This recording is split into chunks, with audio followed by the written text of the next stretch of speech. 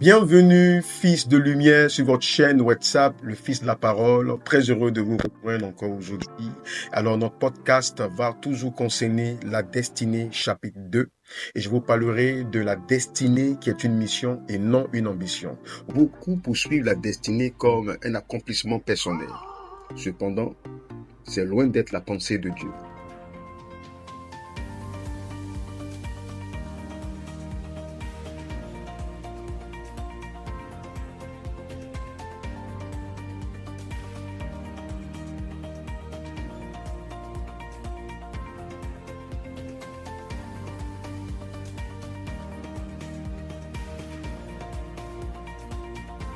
Vous savez, vous n'êtes pas un fruit du hasard, vous n'êtes pas une erreur biologique, vous n'êtes pas un accident de parcours, ni même un simple fruit d'amour entre vos parents, mais vous êtes né avec une grâce particulière, vous êtes né avec un talent, avec un but inscrit dans le cœur du Dieu Tout-Puissant. Vous devez comprendre que votre destinée doit répondre à un appel. Votre destinée émane de l'appel de Dieu pour vous. Et répondre à cet appel vous amène à accomplir une mission.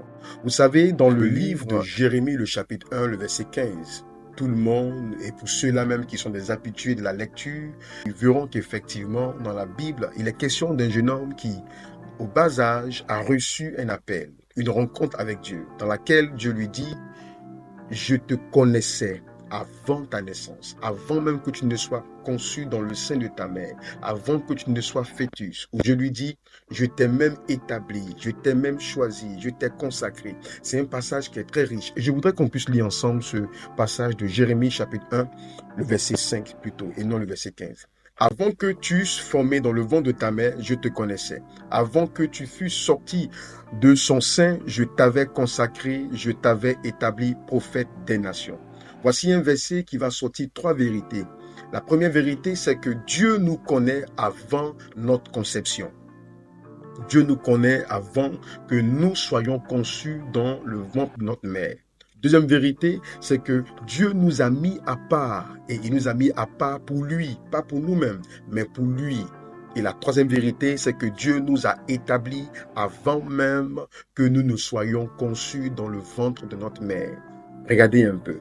Dieu nous connaissait avant notre naissance. Dieu nous a consacrés pour lui avant notre naissance. Et Dieu nous a établis pour une mission à accomplir avant notre naissance. Ça veut dire que la mission existe avant que tu ne naisses.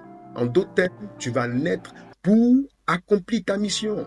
Ta destinée sur cette terre, c'est pour mettre en application la mission pour laquelle Dieu te connaissait, pour laquelle Dieu t'avait consacré pour lui. Donc ta destinée n'est rien d'autre qu'une mission et non une ambition.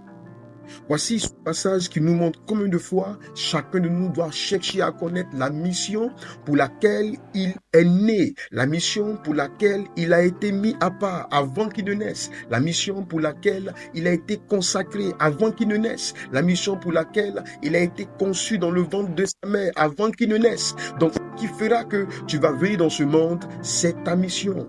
Encore une fois, ta destinée n'est pas une ambition, mais une mission. Shalom chez nous. Tu m'avais dit je pouvais compter sur toi, tu me l'as toujours démontré. Tu n'as pas regardé à mes défauts, non.